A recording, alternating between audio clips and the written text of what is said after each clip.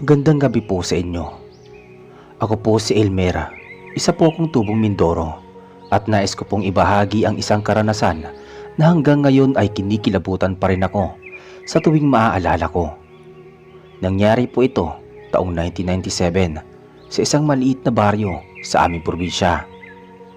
Sa una akala namin ay isa lamang simpleng kwento ng isang dayo, pero kalaunan ay natuklasan naming may mas mabigat pa pala siyang dalang lihim. Noong taong iyon, abala ang buong baryo sa pagpapatayo ng ilang bahay na nasira ng bagyong dumaan. Isa ako sa mga nakikibahagi sa pagtulong, lalo na't karpentero din ang aking tiyuhin na si Tatay Ruben. Doon ko unang nakita si Victor, isang matangkad na lalaki, medyo maitim ang balat at may kakaibang tindig.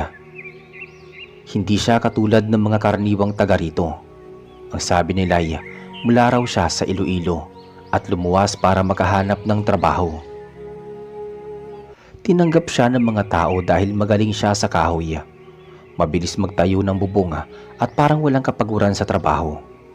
Sa tuwing hapon ay nakikita namin siyang nag-iisa.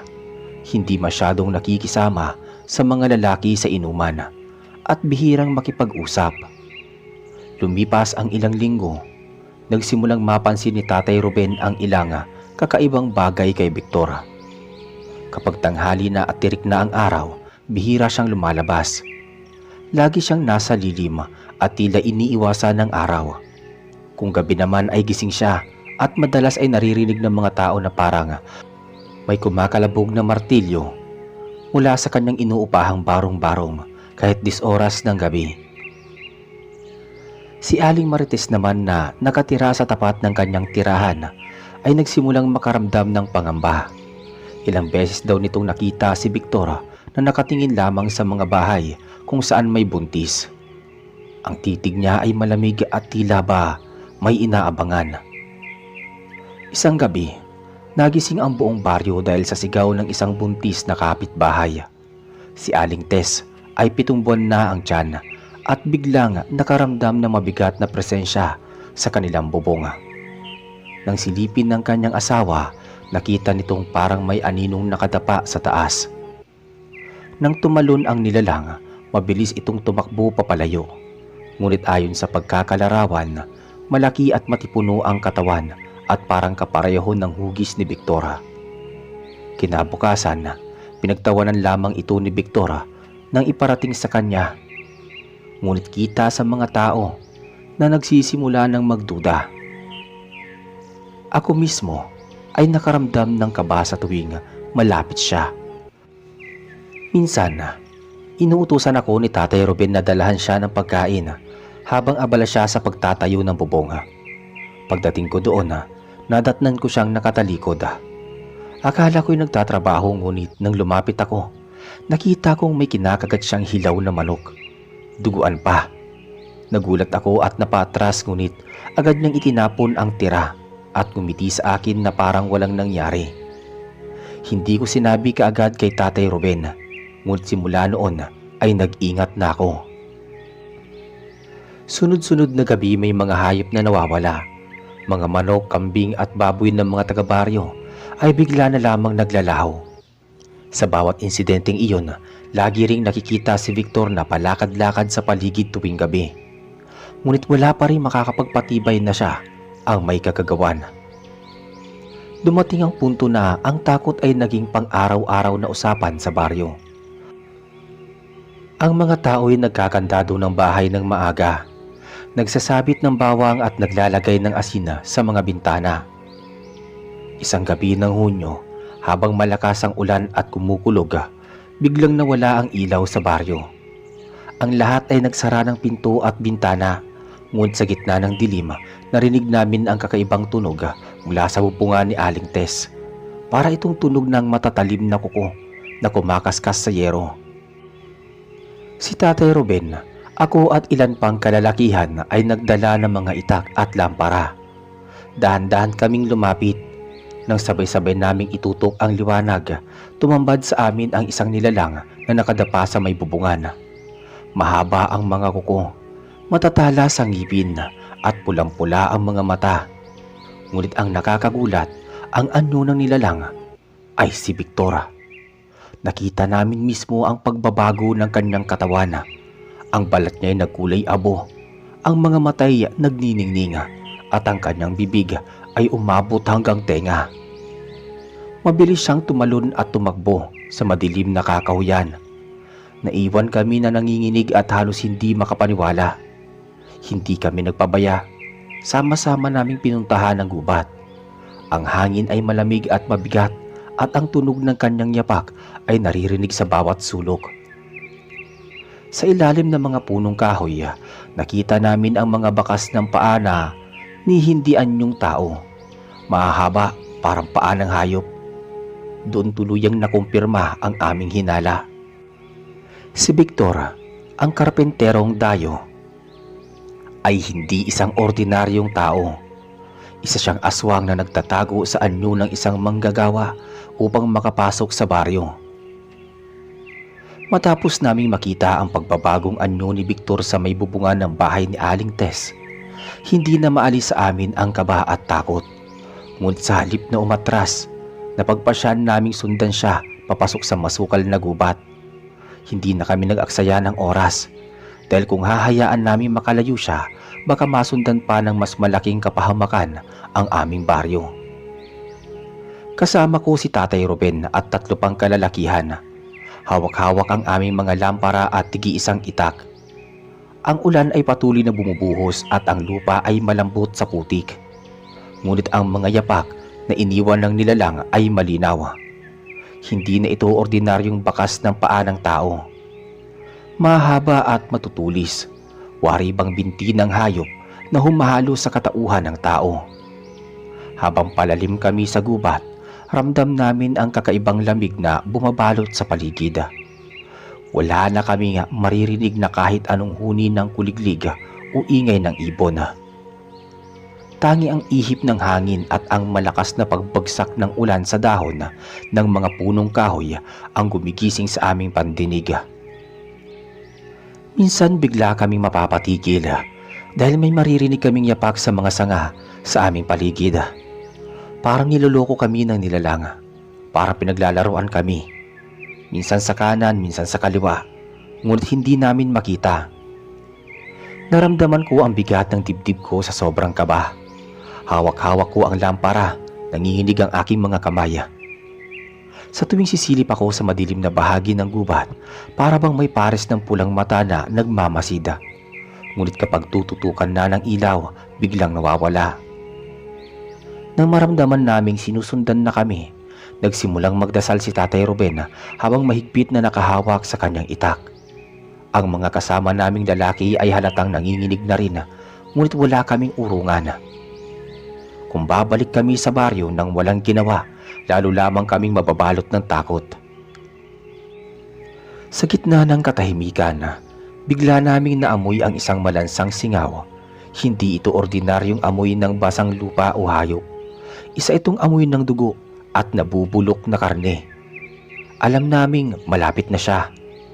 Mula sa taas ng puno, isang malakas na kalabog ang pumailan lang. Paglingon namin, nakita naming nakadungaw si Victor. Hindi na siya sa anyong tao ngunit isang nilalang na malahayop. Mahaba ang kanyang mga kuko. Ang kanyang balat ay kulay abo at ang kanyang mga mata ay nagliliyab sa pula. Ang ngipin niya ay mahaba, para bang pangil ng aso ngunit mas matulis. Bigla siyang tumalon sa puno at sa isang iglap ay bumagsak sa harap naming lahat. Ang lupa ay umuga at ang ilan sa amin ay napapatras. Si Tatay Ruben ang unang sumugod. Itinaas ang kanyang itak at buong lakas na inundayan ang nilalang. Ngunit mabilis si Victor. Para siyang anino na nakaiwas at tumama ang itak sa lupa. Kasunod noon ay ang mabilis na paggalaw ng nilalang. Inatake niya ang isa sa aming kasama. Kinayod ang kanyang balikat gamit ang matatilim na kuko. Rinig namin ang kanyang sigaw habang dumadaloy ang dugo mula sa sugat. Agad naming hinila palayo ang sugatan, ngunit halata naming halos mawalan siya ng malaya. Ako naman ay buong lakas na inundayan ng ilaw mula sa lampara sa mukha ng nilalang. Sa ilang saglit pa, para bang nasaktan siya at napatras. Doon ko napagtanto na hindi pala siya sanay sa direktang liwanag. Kaya't sabay-sabay naming itinapat ang mga ilawan sa kanya, dahilan upang sandaling umatras at magalit. Ngunit hindi nagtagal muling tumalon si Victora at nawala sa aming paningin. Narinig na lamang namin ang kanyang malalakas na yapak at halakhak na nagmumula sa iba't ibang direksyon ng gubat. Pinaglalaroan na naman niya kami. Nagpasya si Tatay Ruben na umatras muna at ibalik ang sugatang kasama sa baryo. Hindi raw tama na habulin pa namin siya sa gitna ng dilim at ulan. Ang sabi ni Tatay, kailangan naming maghanda ng husto kung nais talaga naming tapusin ang nilalang na yun. At iyon nga ang ginawa namin. Bumalik kami sa baryo, duguan at nanginginig. Dala ang sugatang kasama. Ngunit sa aming mga mata, malinaw na si Victor talaga ay isang aswang. Kinabukasan kumalat ang balita sa baryo. Ang mga tao ay natakot, ngunit hindi na rin sila nagulat dahil sa mga hayop na nawawala at sa mga buntis na laging nakakaramdam ng presensya sa gabi. Pinulong ni Kapitan ang lahat. Nagpasya sila nga maglagay ng bantay sa bawat kanto, maghanda ng bawang, asin at mga matatalas na armas. Ang mga bahay ay pinatibay at ang mga buntis ay binigyan ng bantay gabi-gabi. Si Tatay Ruben at ilang matatanda ay nagpunta rin sa isang albularyo sa kabilang baryo upang humingi ng tulong. Ayon sa albularyo, hindi magiging madali ang pagpatay sa nilalang. Kailangan daw ng espesyal na paraan tulad ng paggamit ng itak na ibinabad sa banal na langis o kaya'y mga panalangin na isasabay sa pag-atake. Lumipas ang ilang gabi at akala namin ay tumakas na si Victora, ngunit nagkamali kami. Isang madaling araw, narinig naming muli ang kanyang mga yapak sa may bubungan ng isang bahay. Nang sumilip kami, nakita namin nakadungaw siya at ang kanyang mga mata ay tila nagliliyab sa galit at gutom. Hindi na siya nagtatago sa anyo ng tao. Ipinapakita na niya ang kanyang tunay na pagkatao. Ang buong baryo ay nagsama-sama, dala ang mga ilawan, asin at bawang. Sa pagkakataong yun, handa na kaming harapin siya. Matapos ang ilang araw ng paghahanda, dumating din ang gabi ng pagsubok. Ang buong baryo ay gising. Nagbabantay at bawat isa ay may dalang asin, bawang at itak. Ang mga lampara ay nakasindi sa bawat kanto at ang mga buntis ay itinatago sa mga bahay na may mga bantay na lalaki. Nang sumapit ang hating gabi, bigla naming narinig ang kakaibang huni sa itaas ng mga puno. Isang malalim na tinig, may kasamang halakhak na kumikiliti sa aming pandinig. Lahat ng aso sa baryo ay sabay-sabay na nag-iingay at ang mga manok ay tila nagkakandara pa. Nang tumingala kami, nandoon si Victora, nakabitin sa may sanga, nakangisi at ang kanyang mga mata ay kumikislap sa pula. Hindi na siya nagtatago, harap-harapan niya nang ipinakita sa amin ang kanyang tunay na katauhan. Mabilis siyang bumagsak mula sa puno at sumugod sa isa sa mga bantay. Bago pa man ito makapagtakas, sinunggaban siya ni Victora.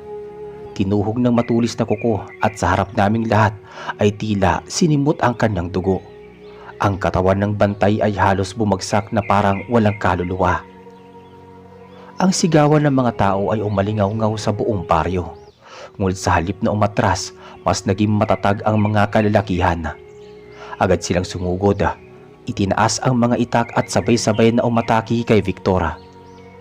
Ngunit sobrang bilis ni Victora, para siyang hangin na dumaraan. Ang bawat itak na iwinawasiwas ay laging lumalagpas. Sa bawat segundo, may isa siyang sugatan. Ang ilan ay napahiga sa lupa, duguan habang ang iba naman ay halos mawala ng lakas dahil sa takot. Sa gitna ng kaguluhan, naalala ni Tatay Ruben ang bilid ng albularyo. Itinaas niya ang itak na ibinabad sa langis na may dasala. at sabay-sabay silang nagdasal ng Ama namin. Nang lumapit si Victor sa kanya, buong lakas niyang isinaksakang itak sa balikat ng nilalang. Isang malakas na sigaw ang bumalot sa paligid. Ang sigaw ni Victor ay hindi normal na tinig ng tao. Ito ay parang pinaghalo ng hayop at maligno. Ang kanyang balat ay nagliyaba at ilang saglit ay umatras siya ngunit hindi siya bumagsak. Habang patuloy ang labanan, napansin naming parabang nag-e-enjoy pa si Victor. Hindi niya agad tinapos ang bawat isa. Para siyang naglalaro. Pinapahirapan muna ang bawat tao bago saktan. Ang kanyang halakhak ay paulit-ulit, nakakasindak at nag-iwan ng kaba sa dibdib ng bawat isa.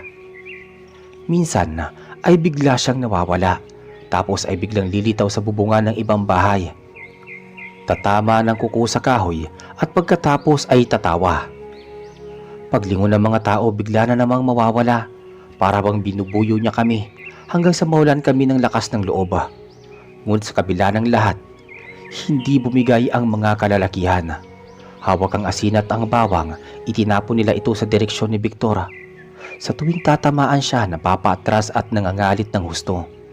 Ang balat niya ay tila nasusunog at ang kanyang mga mata ay lalo pang nagliliyab. Habang patuloy ang laban, dumating si Mang Lino, ang albularing tinawag mula sa kabilang baryo.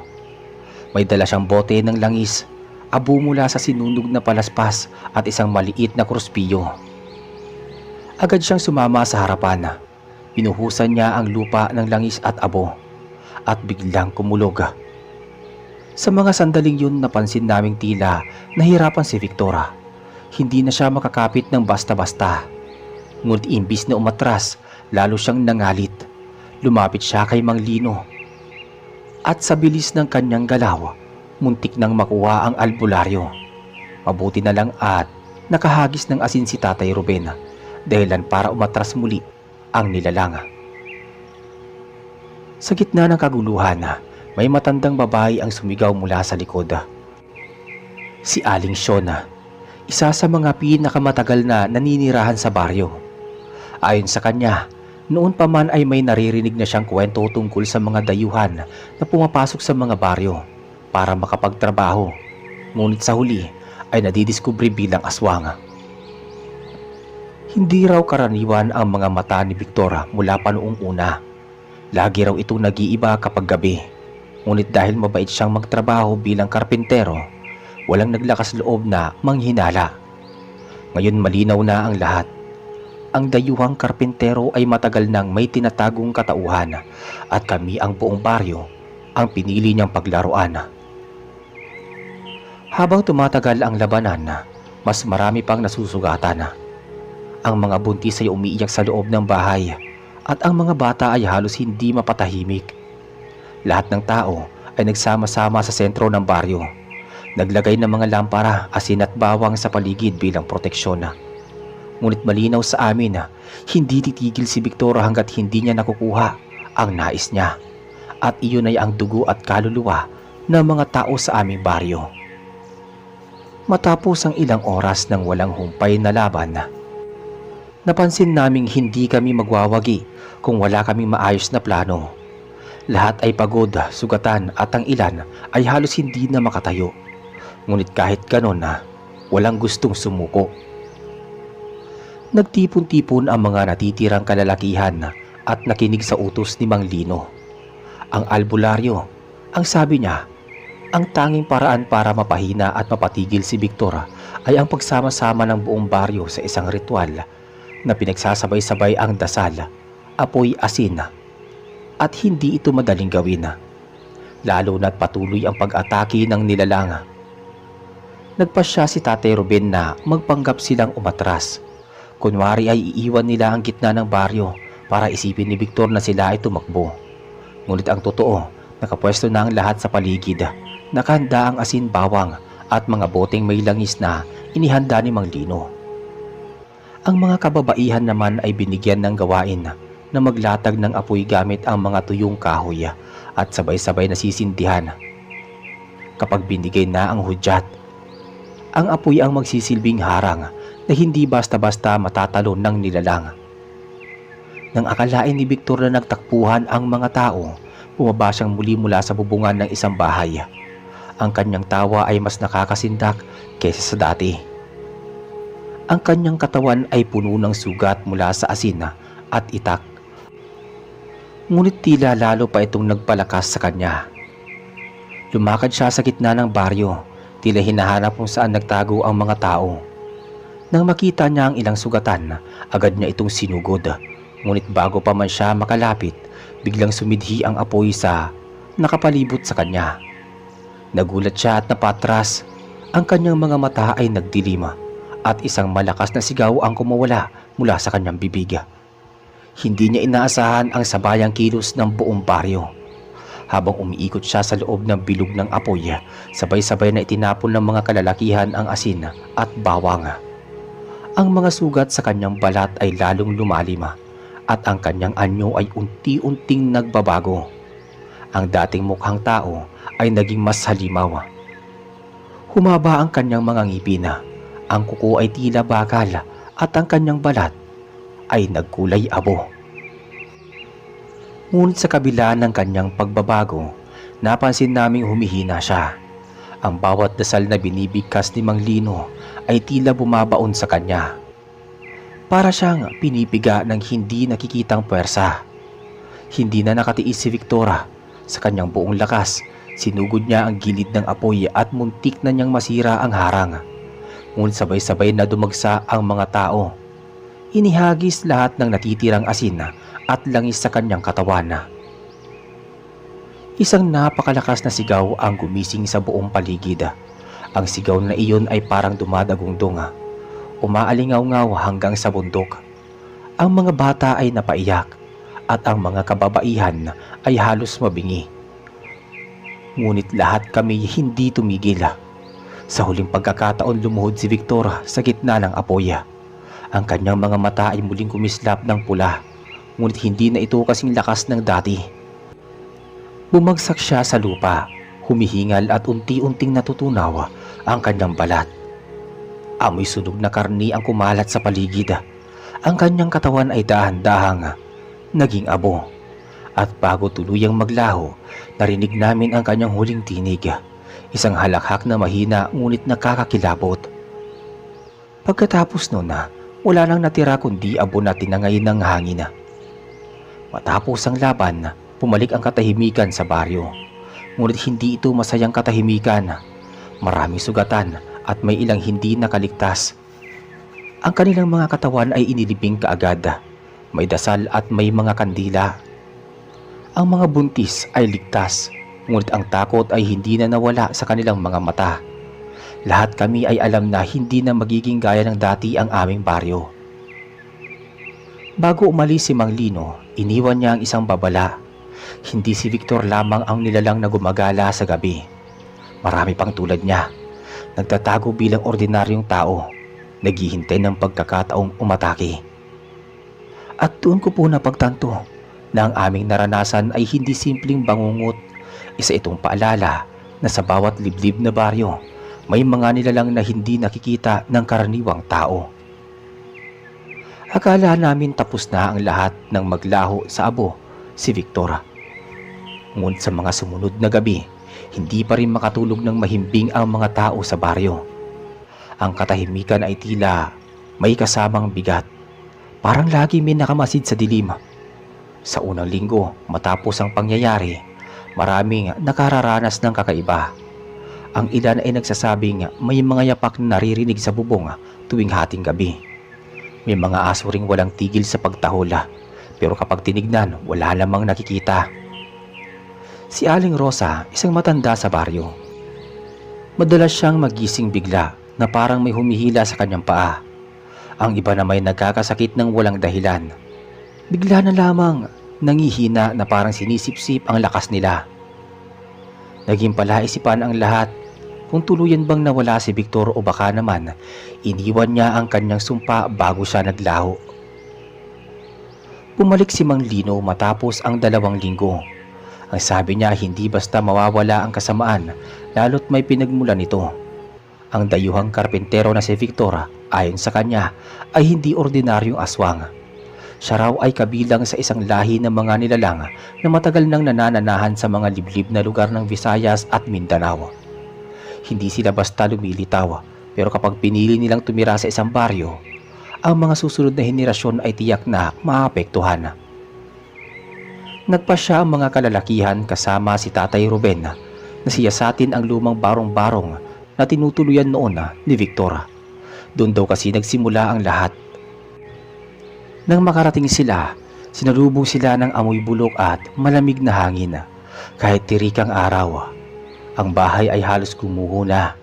Ngunit sa ilalim nito, nakahanap sila ng hukay na tinakpan ng mga kahoy. Binuksan nila ito at tumambad ang isang malaking lungga. Doon natagpuan ang iba't ibang bagay, tuyong balat ng hayop, mga garapon na may lamang dugo at ilang buto na parang sa tao. Isa itong patunay na matagal nang may ginagawang kasamaan si Victor bago pa siya tuluyang lumantad. Sa sulok ng lungga, may isang kahon na yari sa kahoy na matibay. Binuksan nila ito at nakita ang mga lumang papel at sulat na nakasulat sa lumang Tagalog at Bisaya. Ayon sa mga sulat, si Victor ay hindi tunay na karpintero. Isa siyang tagapasa ng isang sumpa mula sa kanyang lahi. Ang kanyang trabaho ay lumipat-lipat ng baryo, magpanggap na tao, at sa kaunti-unting papatayin o sisirain ang mga nakatira doon para mapanatili ang lakas ng kanilang angkan. Nakasaad din doon na kahit mamatay ang isa sa kanila, ay may posibilidad na muling mabuhay ito sa pamamagitan ng katawan ng iba, lalo na kung may iniwang binhi o dugo bago siya nawala. Nang mabasa iyon ng mga tao, muling bumalot ang takot. Ang ibig sabihin, maaaring hindi pa tapos ang lahat. Maaaring may isa pa sa baryo ang napili bilang sisidlan ng kasamaan ni Victor. Simula noon naging mapagmatsyag ang lahat. Bawat isa'y tinitignan kung may kakaibang kilos, kung sino ang biglang nagkakasakit o kung sino ang madalas na nawawala sa gabi. Ang mga buntis, bata ay binabantayan ng husto. Isang araw, napansin ni Aling Rosa ang batang si Mario, 7 taong gulang, anak ng isang magsasaka. Ang bata ay biglang nagkaroon ng kakaibang lakas. Hindi na siya madaling mapagod at minsan ay nahuhuli pang kumakain ng hilaw na manok. Ang kanyang mga mata ay parang may kakaibang ningning tuwing gabi. At minsan nahulog siya mula sa puno, imbis na masugatan, wala man lang galos ang kanyang katawan. Nagduda ang lahat, baka si Mario ang pinasok ng kaluluwa ni Victor. Nagpulong ang mga matatanda, hindi nila alam kung ano ang gagawin. Hindi naman kasalanan ng bata kung siya ang napili, ngunit alam din nila kapag hindi nila pinigilan ito, baka sa paglaki ni Mario ay maging mas mabagsik pa siya kaysa kay Victor. Si Mang Lino ang nagsabing may paraan, isang ritual na kaya magpataboy sa kaluluwa ng aswang mula sa katawan ng bata. Ngunit napakadelikado nito. Kapag nagkamali, maaaring mamatay si Mario o tuluyan siyang maging sisidlan ng nilalang.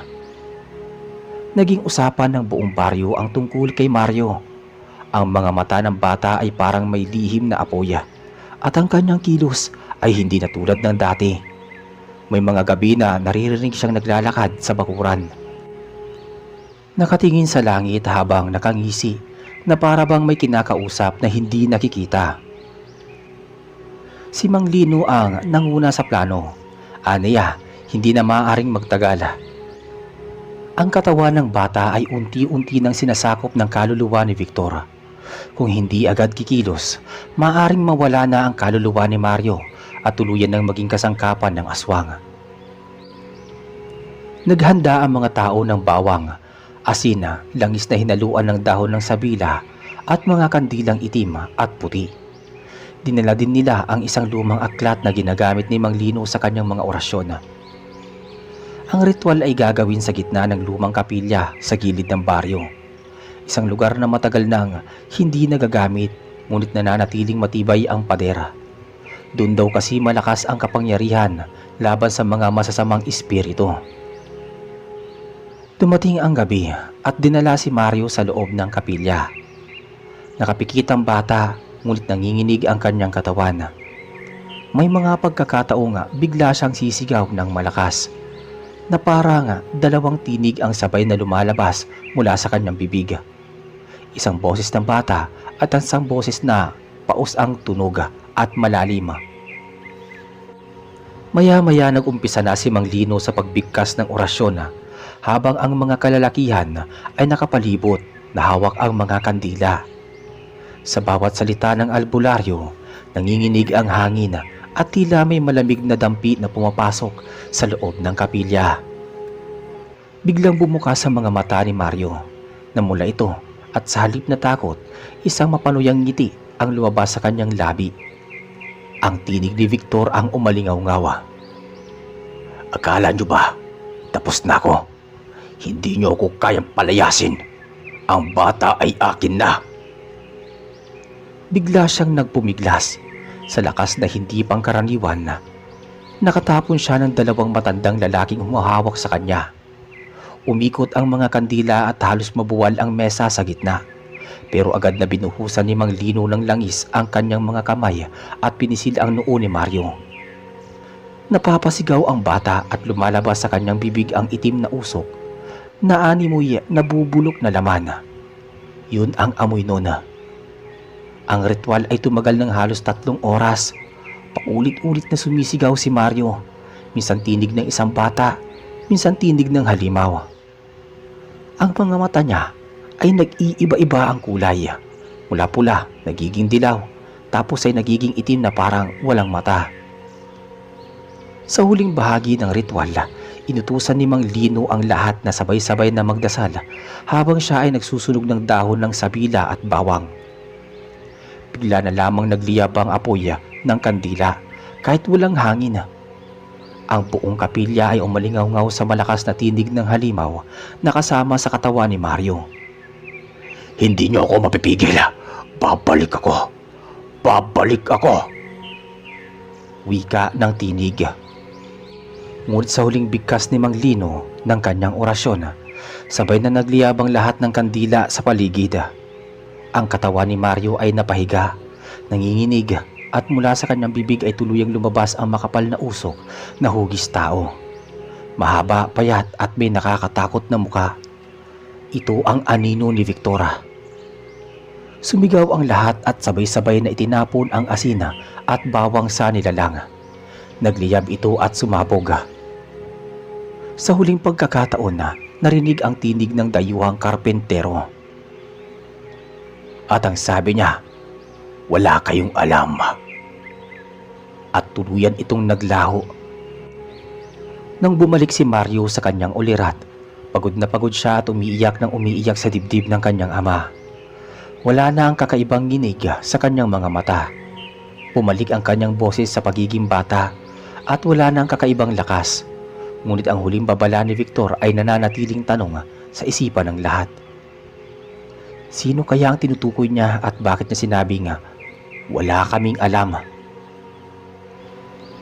Pagkatapos ng ritual, kahit nakahinga na ng maluwag ang lahat dahil ligtas na si Mario, hindi pa rin mawala ang kaba sa kanilang dibdib. Ang mga huling salita na iniwan ni Victor ay parang palaso na nakabaon sa kanilang mga isip at puso. Tahimik ang baryo kinabukasan.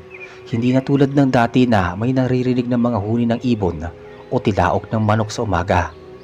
Sa halip tila may bigat sa paligid at kahit mga aso ay hindi tumatahol. Si Mang Lino ay halos hindi makakain. Tinitignan niya ang mga tao isa-isa na para bang sinusuri kung sino ang tinutukoy ni Victor. Ang albularyo ay may kutob na hindi basta pananakot ang mga salitang yun.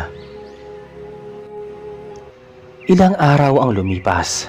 Nagsimulang magpakita ng kakaibang pangyayari sa baryo. May mga baboy na natagpuang wala ng laman ang loob. Para bang may sumipsip sa kanilang dugo. May mga manok na naglalaho sa gabi at natatagpo ang kinabukasan na nakakalat ang balahibo. Ngunit higit sa lahat, may isang pamilya na nagsabi nga nakita nila ang isang anino na dumaan sa bubong ng kanilang bahay. Mahaba, mabilis at tila lumilipad. Lalong kinilabutan ang mga tao. Kung lumisan na si Victora, ibig sabihin may isa pa nga na naiwan. Sa mga usapan ng matatanda, isa ang lagi nababanggit. Ang pangalan ay Rosing, isang dalagang nagtitinda ng gulay sa palengke.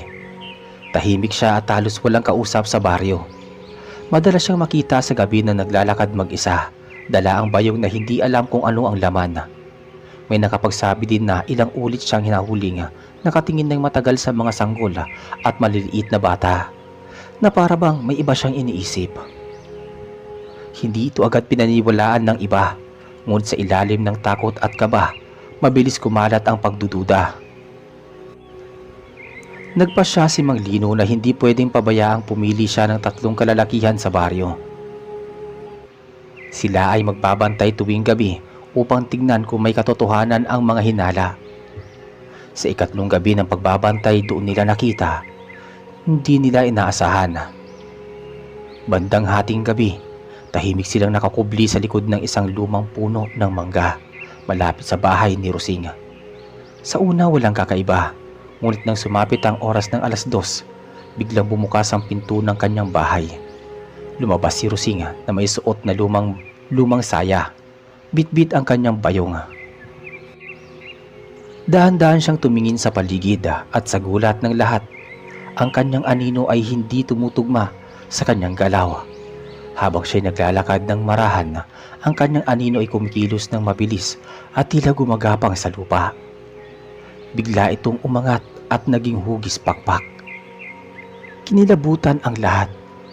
Hindi na ito basta hinala. Si Rosing ang tinutukoy ni Victor. Naging malinaw din kung bakit laging naglalakad si Rosing sa gabi. At ang kanyang bayong, iyon pala ang sisidlan ng mga gamit para sa kanyang gabi-gabing paglalakbay bilang halimaw.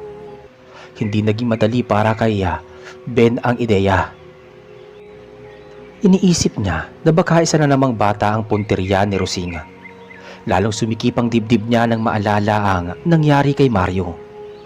Nagpasya silang kumilos kaagad bago pa mahuli ang lahat.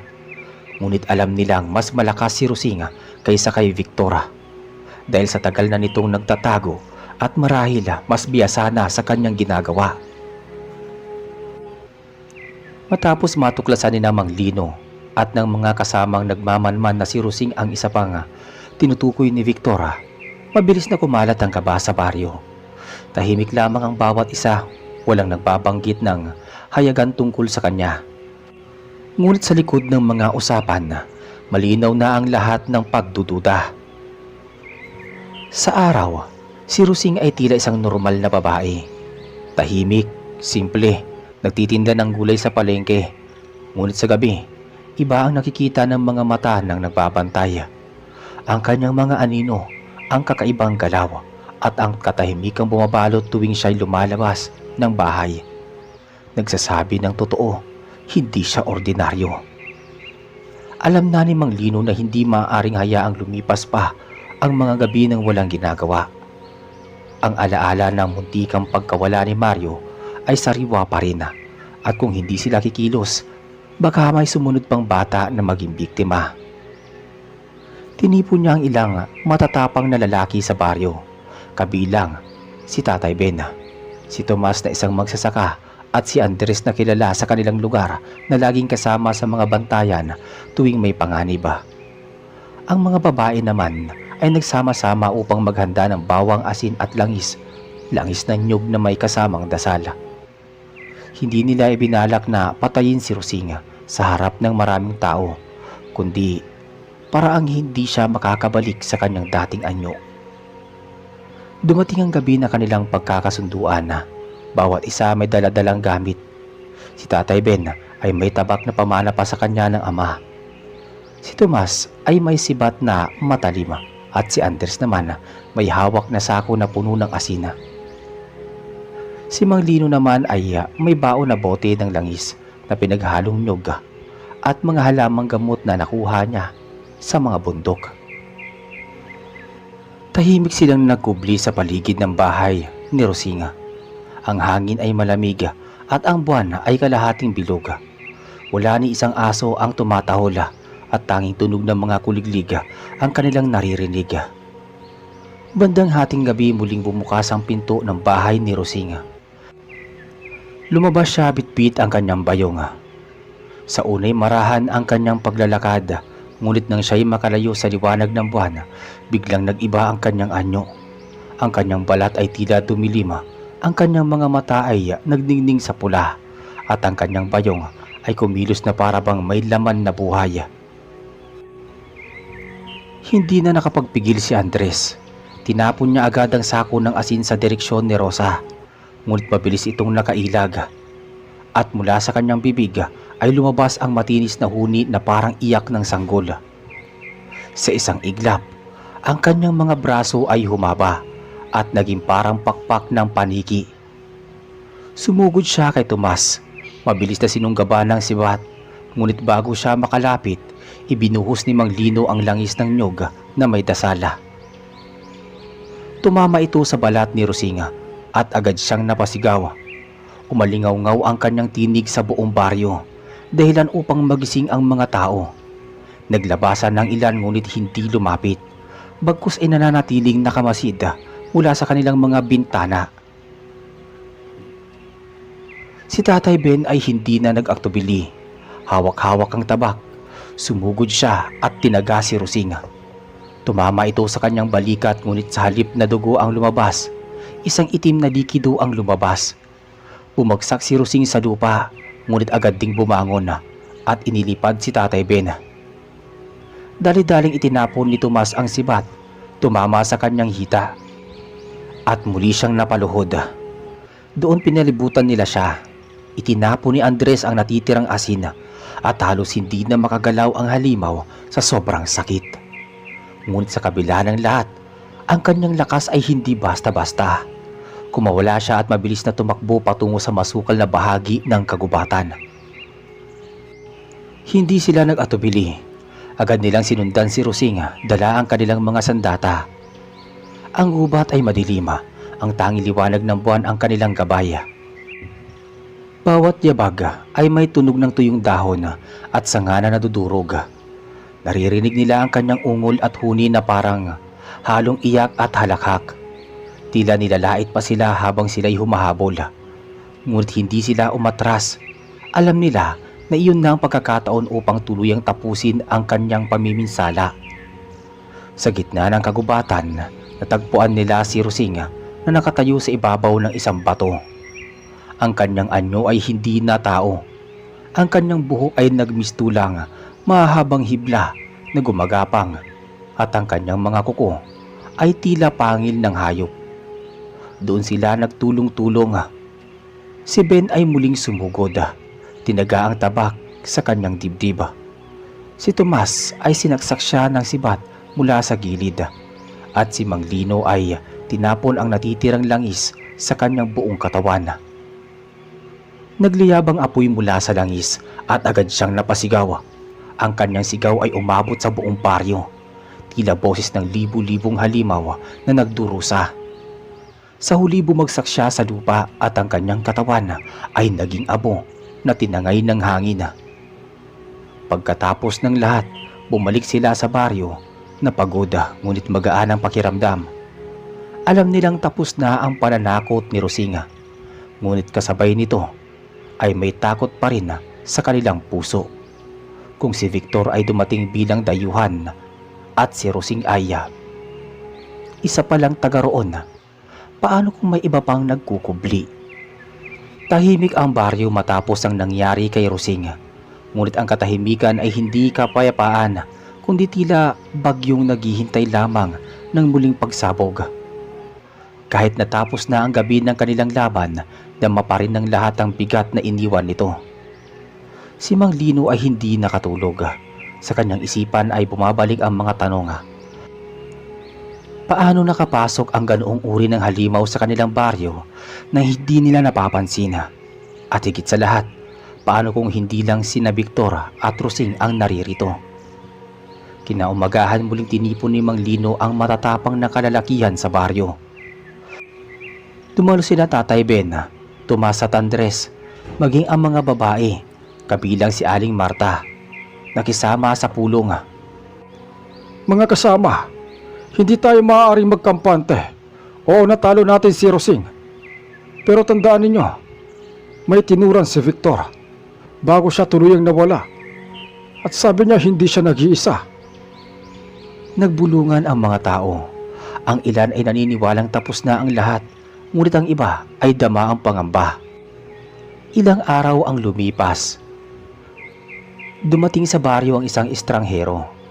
Siya'y isang lalaking nakasuot ng maruming Amerikana. May bitbit na sako na puno ng kung ano-anong halaman at buto. Nagpakilala siya bilang si Manuel. Isang mangangalakal ng mga halamang gamot mula sa kabilang bayan. Sa unang tingin normal siyang tao, matangkad, payat at tila mahinahon. Ngunit ang kanyang mata ay kakaiba. Malalim at laging tila may tinatago. Mga kababayan, ako ay may daladalang gamot na makakatulong laban sa sakit at masasamang espiritu. Subukan ninyo ang aking mga halaman. Tiyak na ligtas kayo. Wika ng dayo. Marami ang naakit, ngunit si Mang Lino ay nagduda. Hindi niya pinansin si Manuel bagkus ay tahimik lamang na nagmasida. Kinagabihan na habang nagbabantay si Tatay Ben malapit sa gubat, nakarinig siya ng kakaibang tunog. Isang huni ng kahawig ng tiktik, ngunit mas malalim at mas nakakapangilabot.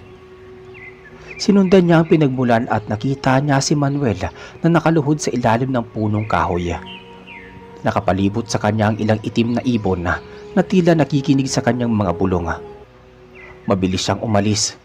Hindi na malaya ni Manuel na may nakakita. Kinabukasan, agad niyang sinabi ito kay Mang Lino. Hindi ako maaaring magkamali. Si Manuel ay hindi karaniwang mangangalakal. May koneksyon siya sa mga halimaw. Sabi ni Tatay Ben. Mabigat ang loob ni Mang Lino ngunit alam niyang hindi sila dapat magpadalos-dalos. Kinakailangan nilang magplano gaya ng ginawa nila kay Rosing. Lumipas ang ilang gabi ng pagmamanman at tuluyang nakumpirma ang kanilang hinala. Si Manuel ay hindi lamang isang estranghero kundi isa ring kasapi ng mga halimaw na lumalaganap. Hindi siya tulad ni Victor na nagkukubli sa ilalim ng balat ng tao, kundi isang mambabarang, isang taong nakikipag-ugnayan sa mga espiritu at hayop ng dilim upang sakta ng iba. May mga bata sa baryo na biglang nagkasakit ng walang dahilan.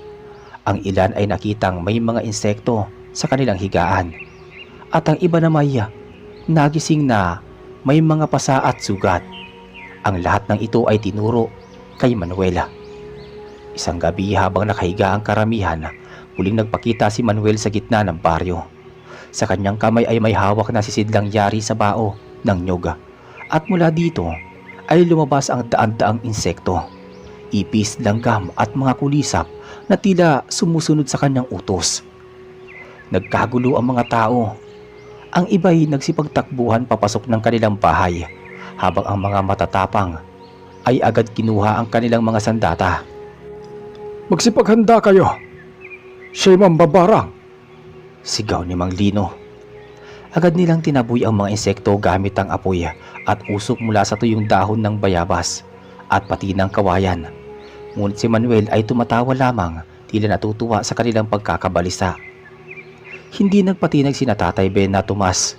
Mabilis nilang sinugod si Manuel. Si Tatay Ben ay may hawak pa rin ng tabak na kanyang ginamit kay Rosing, habang si Tomas ay may dalang sibat.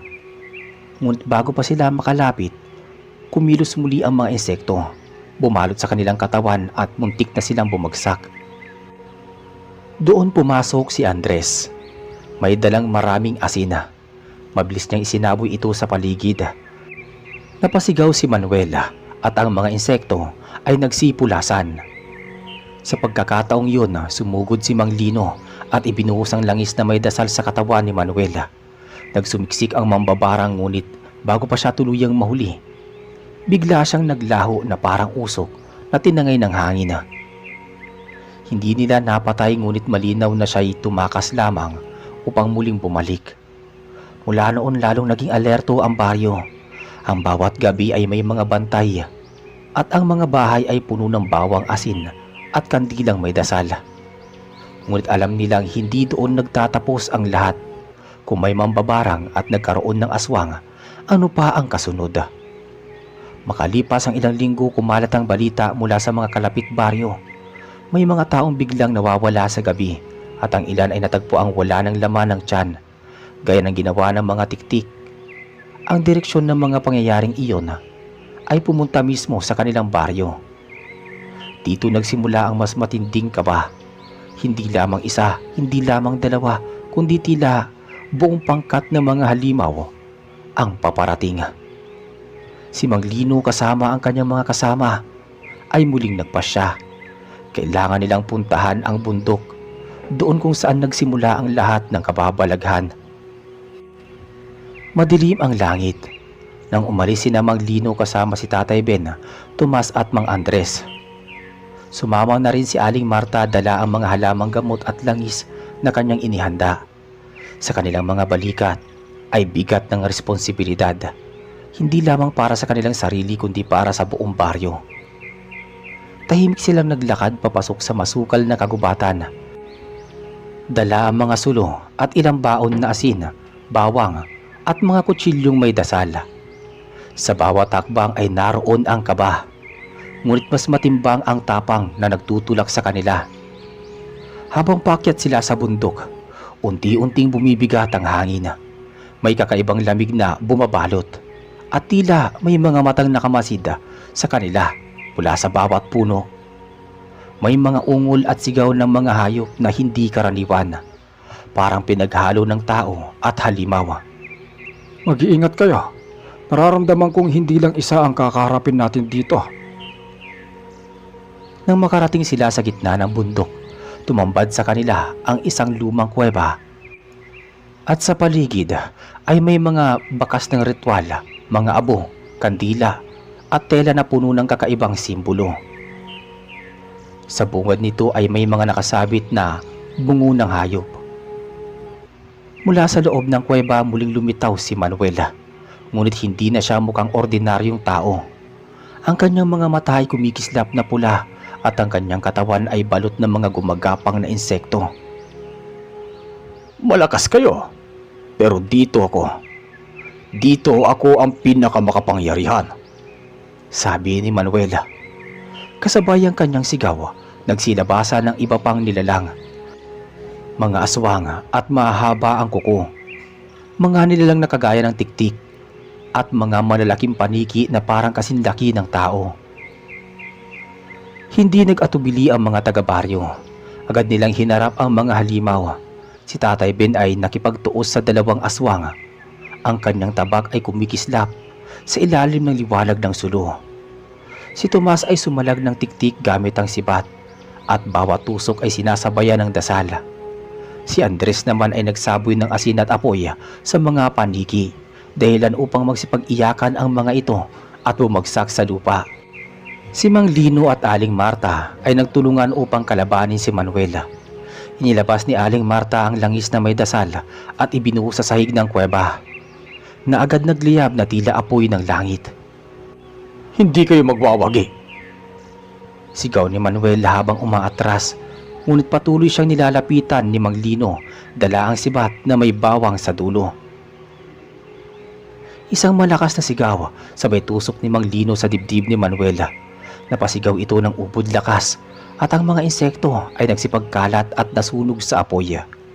Ang kanyang katawan ay unti-unting napulbos hanggang tuluyang naglaho. Kasabay ng kanyang pagkamatay, ang mga halimaw na kasama niya ay nagsipaghiyawan at biglang naglaho rin. Parang usok na tinangay ng hangin. Pagod ngunit matagumpay, bumaba ang grupo mula sa bundok. Sa kanilang pagbabalik ay sinalubong sila ng buong baryo. Mga taong nag-aalala ngunit umaasang ligtas ang kanilang mga bayaning lumaban. Wala na sila. Naglaho na ang mga nagpapahirap sa atin. Nagbunyi ang mga baryo. Ang bata ay muling nakakangiti at ang mga matatanda ay nagpasalamat sa may kapal. Kinabukasan sumikat ang araw na tila mas maliwanag kaysa dati. Ang hangin ay tila sariwa at ang mga puno sa paligid ay tila mas buhay. Ang baryo ay muling nabalot ng pag-asa. Ngunit si Mang Lino ay nananatiling mapanuri. Hindi natin alam kung kailan muli lilitaw ang ganitong uri ng mga nilalang. Kaya't mula ngayon, laging handa tayo. Ang tapang at pagkakaisa natin ang siyang tunay na sandata. Tumango si Tatay Ben, Tomas, Andres at Aling Marta. Alam nilang tapos na ang laban, ngunit hindi ang kanilang pagiging handa. At sa paglipas ng mga araw, muling namuhay ang baryo ng payapa. Ngunit sa kanilang mga puso, nananatili ang alaala ng kanilang pinagdaanan. Isang paalala na sa gitna ng dilim, ang liwanag ng tapang at pagkakaisa ang siyang magtatagumpay.